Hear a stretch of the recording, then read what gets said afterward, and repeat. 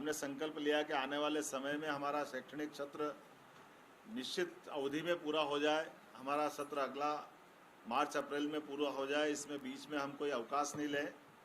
और मुझे खुशी है कि विभाग ने जो टारगेट दिया था, पूरे देश में एकमात्र मध्य प्रदेश है जिसने अपने विद्यार्थियों के लिए स्नातक और स्नातकोत्तर विद्यार्थियों की जो परीक्षा अवधि तय थी 30 सितंबर तक, उनने अपनी जो हमारा जो टाइम टेबल था, हमने अपनी परीक्षा के समय में परीक्षा करा ली। लगभग 19 लाख विद्यार्थियों में से 6 लाख से ज़्यादा विद्यार्थियों की परीक्षा हमने 30 सितंबर तक कंप्लीट कराई है। और ये ओपन बुक परीक्षा पूरे देश में हमारे प्रदेश ने सबसे पहले अनाउंस की थी। और इसी बात को लेकर कई राज्यों ने पहले सुप्रीम कोर्ट जाकर के कहा था कि हम तो जनरल प्रमोशन दे देंगे, हमको परीक्षा नहीं कराना है। लेकिन सुप्रीम कोर्ट ने भी लताड़ लगाई और कहा कि नहीं, परीक्षा तो कराना ही चाहिए। खास करके स्नातक और स्नातकोत्तर विद्यार्थियों की फाइनल की परीक्षा की मार्कशीट में अगर जनरल प्रमोशन लिखा जाता है तो किसी के लिए अच्छा नहीं होगा। तो हमने जिस प्रकार से ओपन बुक परीक्षा प्रणाली अपनाते हुए परीक्षा की घोषणा की थी और 50% marks first year second year के, 50% मार्क्स इस साल की ओपन बुक प्रणाली के माध्यम से, मुझे खुशी है कि हमारी परीक्षा प्रणाली को पश्चिम बंगाल सहित 13 राज्यों ने अपनाया कि परीक्षा इस प्रकार से कराएं जैसे मध्य प्रदेश ने कराई। उसी प्रकार से हमारी अपनी परीक्षा का परीक्षा परिणाम भी मैंने कल ही साइन किए। 15 अक्टूबर तक हमारे सारी परीक्षाओं के परीक्षा परिणाम आ चुके होंगे। अब ऑनलाइन जो हमने एडमिशन प्रारंभ किए थे, उस एडमिशन के बारे में आपके माध्यम से अलग अलग समाचार पत्रों में कई सारे विद्यार्थी छूट गए थे। कुछ और पूरक परीक्षा के जो परीक्षार्थी थे जो पास होकर के आए, उनके लिए भी एक प्रश्न आया।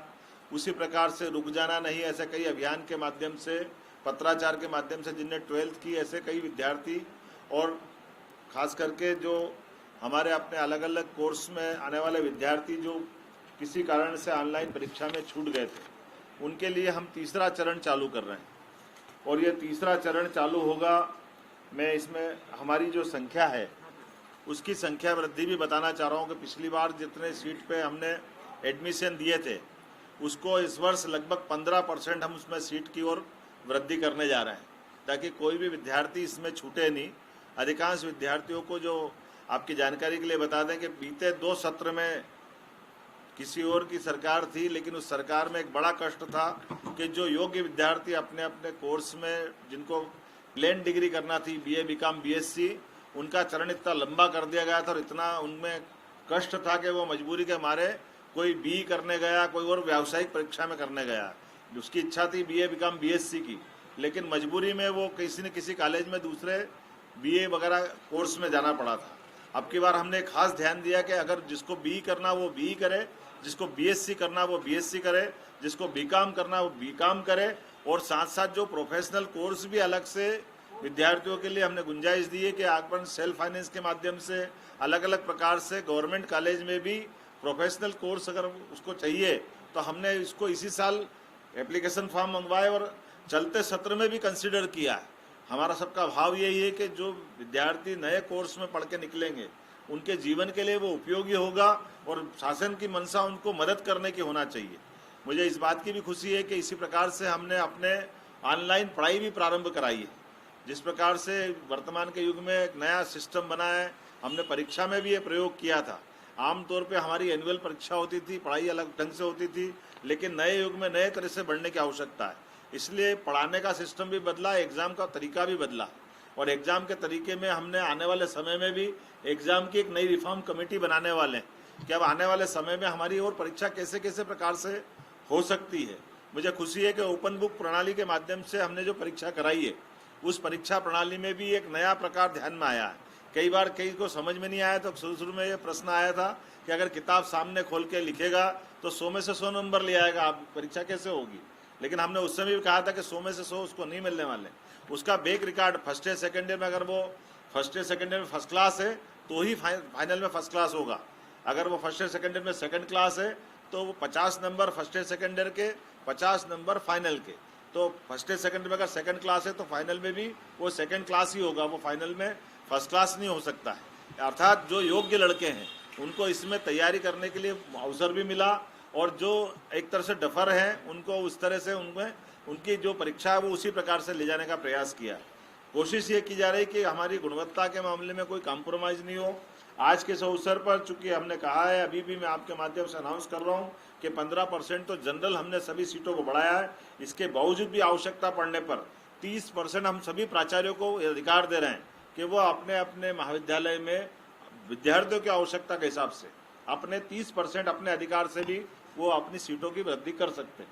इतना ही नहीं, 30% भी कम पड़ती है तो वो हमारे आयुक्त उच्च शिक्षा को अगर आवेदन करेंगे, उसके बाद भी हम उनकी परीक्षा की सीटों की वृद्धि करने को तैयार हैं, पीजी और स्नातक स्तर पे दोनों पे। इसी प्रकार से शासकीय स्तर पे स्वशासी महाविद्यालय, उच्च शिक्षा उत्कृष्ट संस्थान में भी सीट वृद्धि विश्वविद्यालय द्वारा स्वतः स्वीकृत और सत्यापित मानी जाएगी। अर्थात हमने उनको भी अधिकार दिया है कि वो बढ़ा सकते हैं। इसी प्रकार से समस्त शासकीय स्वशासी महाविद्यालय, उच्च शिक्षा उत्कृष्ट संस्थान में भी सीट वृद्धि के लिए पोर्टल 7 से 12 अक्टूबर तक खोल रहे हैं, ताकि ये सीटों की वृद्धि के आधार पर उनके सुगमता से एडमिशन किए जा सके। अब ये हमारी गवर्नमेंट की साइड हो गई। अब गवर्नमेंट के अलावा भी जो कॉलेज हमारे अनुदान प्राप्त महाविद्यालय या निजी महाविद्यालय है, स्नातक या स्नातकोत्तर स्तर के, वो संबंधित विश्वविद्यालय में विश्वविद्यालय की अनुमति से अपनी अपनी सीटों की भी वृद्धि कर सकेंगे। अर्थात जो पढ़ने की इच्छा रख रहा है विद्यार्थी, वो कॉलेज में आए, प्राइवेट कॉलेज में आए, यूनिवर्सिटी में आए, सभी दूर उसको पढ़ने की अनुकूलता देने का हमारा लक्ष्य है।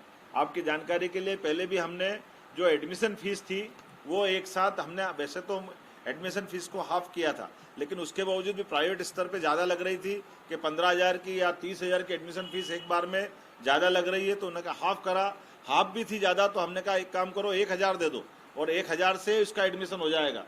आने वाली परीक्षा तक किस्तों में बाद में वो अपने अपने कॉलेज में जमा कर सकता है। इस सब के पीछे भावार्थ यही था कि हम अपने सारे विद्यार्थियों के लिए गुंजाइश छोड़ें। इसी प्रकार से जो मैंने कहा पूर्व में भी कि नवीन जो कोर्स खुले हैं, उन कोर्स के अंदर जैसे शासकीय अनुदान प्राप्त शासकीय या निजी अशासकीय महाविद्यालय में उच्च शिक्षा सत्र 2020-21 के लिए स्वीकृत पाठ्यक्रम को अद्यतन कराने के लिए, अर्थात नए कोर्स, जैसे उदाहरण के लिए लॉ कॉलेज हमारा आगर में खुला है।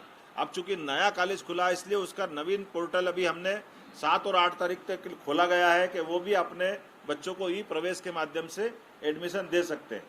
से सभी प्रकार के विश्वविद्यालय अपने क्षेत्राधिकार के महाविद्यालयों की प्रोफाइल का सत्यापन करना है, तो वो 9 अक्टूबर तक पूर्ण रूप से इनको करने की उनको छूट रहेगी। ये इसी प्रकार से हमारा CLLC तृतीय चरण के 9-10 से पुनः पोर्टल प्रारंभ कर रहे हैं।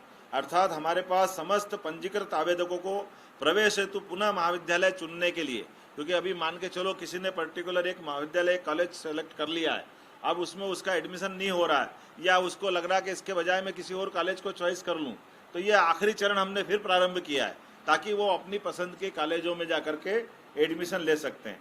नवीन आवेदक पंजीयन विकल्प चुनने के लिए, सत्यापन करने के लिए उनको पर्याप्त समय देंगे, महाविद्यालय चुनने का भी समय मिलेगा। इसी प्रकार से समस्त आवेदकों को प्रोफाइल एडिट करने का तथा सत्यापन करने का भी पुनः अवसर प्रदान किया जा रहा है।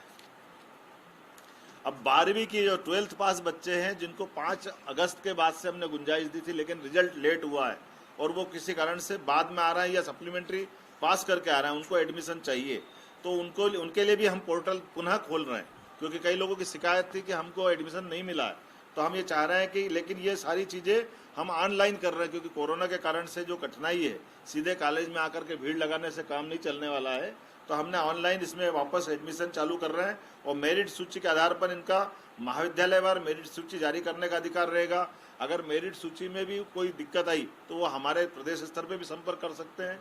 विश्वविद्यालय स्तर पर भी हम अपना एक सूचना केंद्र बना रहे हैं और कॉलेज स्तर पर भी कॉलेज के प्राचार्यों को ये निर्देश दे रहे हैं कि किसी बच्चे ने अगर कोई कारण से गलती कर दी ऑनलाइन में, तो आप उसकी मदद करिएगा और उसके चॉइस के कॉलेज तक उसको पहुंचाने के लिए, अगर आपका उत्कृष्ट है तो आप सामान्य, अगर वो दूसरा कॉलेज है या सेम कोर्स चल रहा है तो वहाँ भी उसको पहुँचा सकते हैं। ये तमाम प्रकार की सूचनाओं के लिए मेरिट लिस्ट उसको सूचना बोर्ड पे लगाना जरूरी है। कभी कभी ये भी दिक्कत आती है कि सूचना पत्र पे नहीं लगने के कारण से वो समझ नहीं पाता कि मेरे को कहाँ आवंटित हुआ और कौन से नंबर पे कट ऑफ हुआ, तो ये समूचा हम सूचना बोर्ड